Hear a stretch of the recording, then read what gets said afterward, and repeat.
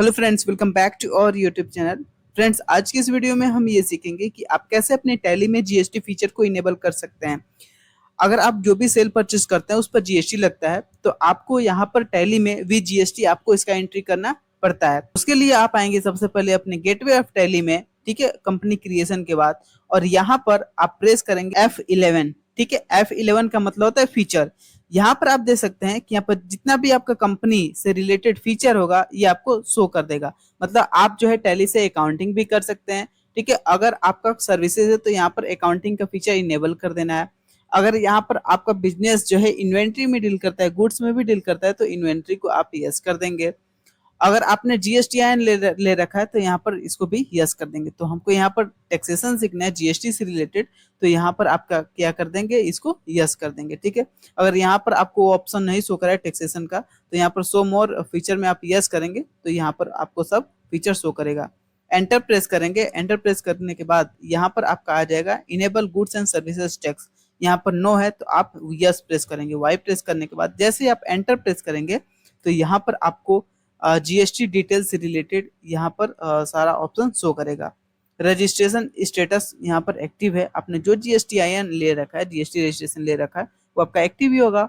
उसके बाद GST registration detail यहाँ पर प्रेस करना है। तो आपका जो कंपनी है, आपका जो रजिस्टर्ड ऑफिस है, वो कहाँ पर है? उत्तर प्रदेश में। ठीक है, आपका जो भी स्टेट होगा आप यहाँ पर उसको ले लेंगे। उसके बाद आप प्रेस करेंगे एंटर। यहाँ पर शो करा आपका रजिस्ट्रेशन टाइप। तो रजिस्ट्रेशन टाइप अपने रेगुलर में है या फिर कंपटीशन में या फिर रेगुलर एससीजेड है। ठीक है, तो आप यहाँ पर अपने रजिस्ट्रेशन सर्टिफिकेट में देख लीजिएगा या फिर आपको पता होगा कि आपने कौन सा यहाँ पर रजिस्ट्रेशन टाइप ले रखा है।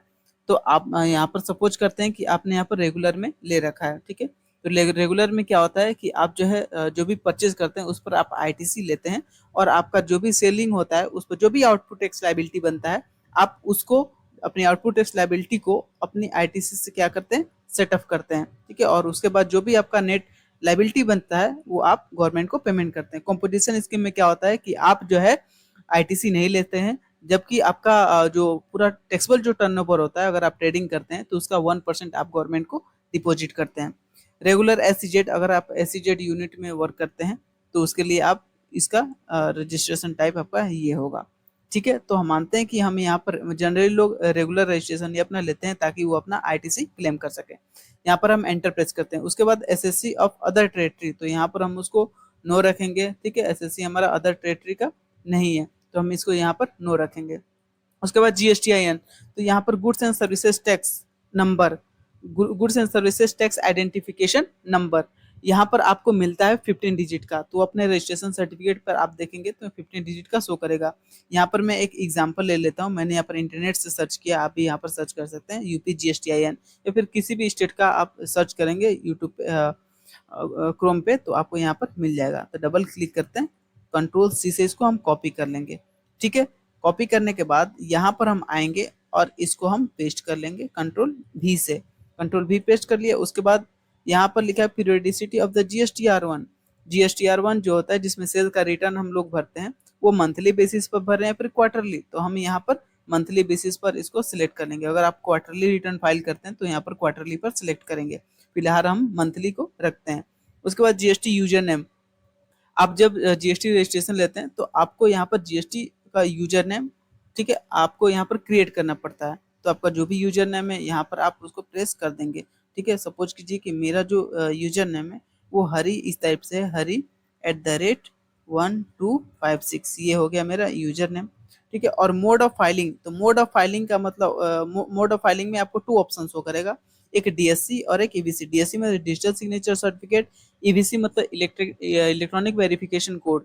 तो आप जब फाइलिंग करते हैं तो आपको यहाँ पर उसका वेरिफिकेशन भी करना पड़ता है रिटर्न को। तो आप जो है डीएससी के थ्रू भी कर सकते हैं, और ईवीसी मतलब इसमें क्या होता है, ईवीसी में क्या होता है कि आप ओटीपी के थ्रू इसको वेरीफाई करते हैं, और डीएससी में क्या होता है कि एक पेन ड्राइव की तरह आपको टूल मिलता है जिसको बोलते हैं डिजिटल सिग्नेचर सर्टिफिकेट, आप उसके थ्रू अपने रिटर्न को फाइल करते हैं। तो आप जिसके भी थ्रू करते हैं आप यहाँ पर उसको सिलेक्ट कर लेंगे। ठीक है, सपोज कीजिए कि हम ईवीसी के थ्रू ही अपना रिटर्न फाइल करते हैं तो हम ईवीसी को यहाँ पर सिलेक्ट कर लेंगे। ई इनवाइसिंग अप्लीकेबल, क्या आप पर जो है ई इनवाइसिंग अप्लीकेबल है, तो ये अप्लीकेबल तब होता है जब एक आपका जो टर्नओवर है वो एक लिमिट से एक्सीड करता है तो आप पर ई इनवाइसिंग अप्लीकेबल हो जाता है। अगर आपका बिजनेस में अगर 5 करोड़ का टर्नओवर एक्सीड करता है तो आपको जो है ई इनवॉइसिंग एप्लीकेबल हो जाता है, तो हम इसको नो ही रखते हैं। उसके बाद एंटर हम प्रेस करेंगे तो यहाँ पर आपका आएगा ई वे बिल एप्लीकेबल। क्या आपका आप पर ई वे बिल एप्लीकेबल है, तो हम इसको नो ही रखते हैं, हम पर अभी ई वे बिल एप्लीकेबल नहीं है। ठीक है। उसके बाद यहाँ पर एक ऑप्शन फिर से शो करा है, create another GST registration for a company. क्या हमारे कंपनी के पास और भी रजिस्ट्रेशन नंबर ले रखा है? तो हमने और भी रजिस्ट्रेशन नंबर नहीं ले रखा है, हमारे पास केवल एक ही रजिस्ट्रेशन है, इसलिए हम इसको यहाँ पर नो ही रखने देंगे। अगर हमारे पास 2 रजिस्ट्रेशन होगा तो हम यहाँ पर इसको यस करके दूसरा रजिस्ट्रेशन नंबर फिर से ऐसे ही डिटेल ओपन हो जाएगा, वहाँ पर हम इसको फिल कर देंगे। तो हम यहाँ पर मानते हैं कि हमने केवल एक ही रजिस्ट्रेशन ले रखा है, जो कि हमने यहाँ पर डिटेल में फिल कर दिया। उसके बाद एंटर करके इसको एक्सेप्ट कर लेंगे। उसके बाद जो भी आपको यहाँ पर ऑप्शन शो करा है इसको वैसे ही आपको छोड़ देना है। उसके बाद एंटर प्रेस करने के बाद आप यहाँ पर इसको एंटर प्रेस कर देंगे, तो आपका यहाँ पर जीएसटी नंबर यहाँ पर सक्सेसफुली यहाँ पर एंटर हो गया। अब हम आगे की वीडियो में सीखेंगे कि आप कैसे परचेज विद जीएसटी कर सकते हैं, क्योंकि आप जो है जो भी परचेज करते हैं तो आप उस पर टैक्स जमा करते हैं, और उस जो भी टैक्स जमा करते हैं उसका आपको आईटीसी मिलता है। तो उस आईटीसी को आप कैसे ले सकते हैं, कैसे उसका एंट्री पास करेंगे, तो इसको हम पूरा समझेंगे नेक्स्ट वीडियो में। कोई वीडियो अच्छा लगा तो प्लीज इस वीडियो को लाइक और चैनल को सब्सक्राइब जरूर करें। तो मिलते हैं नेक्स्ट वीडियो में, तब तक के लिए धन्यवाद।